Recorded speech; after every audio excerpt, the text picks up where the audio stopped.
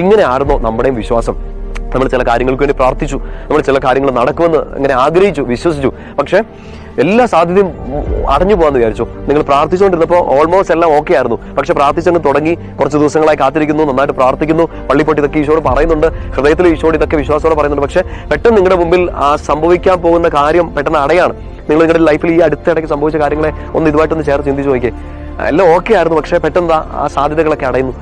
ചുറ്റും നിൽക്കുന്നവരൊക്കെ പറയുന്നു, ഇനി നോക്കണ്ട കേട്ടോ, ഒരു പ്രതീക്ഷയില്ല, ഇനി സാധ്യതയില്ല. ചിലപ്പോൾ ഈശോ തന്നെ വാഗ്ദാനം തന്ന ചില കാര്യങ്ങളുണ്ടാകാം, നിങ്ങൾ പ്രാർത്ഥിച്ചെടുത്ത തീരുമാനങ്ങളായിരിക്കാം, ഈ വാഗ്ദാനം കിട്ടിയതായിരിക്കാം. മുമ്പോട്ട് പോകാൻ പറ്റുന്നില്ല.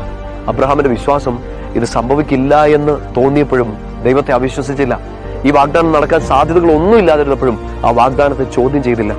സാധ്യതകളൊക്കെ അടഞ്ഞപ്പോൾ, ചുറ്റും നിന്നവരൊക്കെ ഇതിന് സാധ്യത ഇല്ലെന്ന് പറഞ്ഞപ്പോൾ, ഉള്ളിന്റെ ഉള്ളിൽ തന്നെ ചിലപ്പോൾ ഇത് നടക്കില്ല എന്ന് തോന്നിയപ്പോഴും ആ വിശ്വാസം മുറുകെ പിടിച്ച് അബ്രഹാം ദൈവത്തെ ഉറച്ചു വിശ്വസിച്ചു. ആ വിശ്വാസം